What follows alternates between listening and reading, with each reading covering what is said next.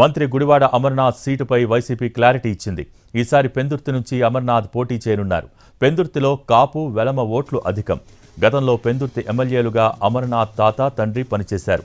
మూడో జాబితాలో అమర్నాథ్ సీటుపై క్లారిటీ రానుంది. పెందుర్తి సిట్టింగ్ ఎమ్మెల్యే అదీప్ రాజ్కు ఈసారి సీటు లేదంటున్నాయి పార్టీ వర్గాలు.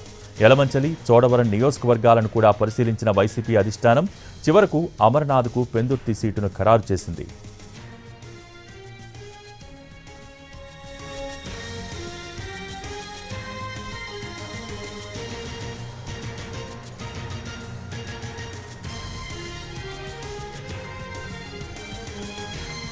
మంత్రి గుడివాడ అమర్నాథ్ సీటుపై వైసీపీ క్లారిటీ ఇచ్చింది.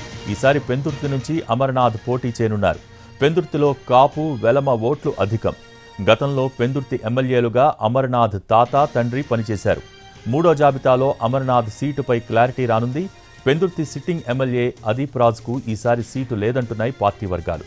యలమంచలి, చోడవరం నియోజకవర్గాలను కూడా పరిశీలించిన వైసీపీ అధిష్టానం చివరకు అమర్నాథ్కు పెందుర్తి సీటును ఖరారు చేసింది.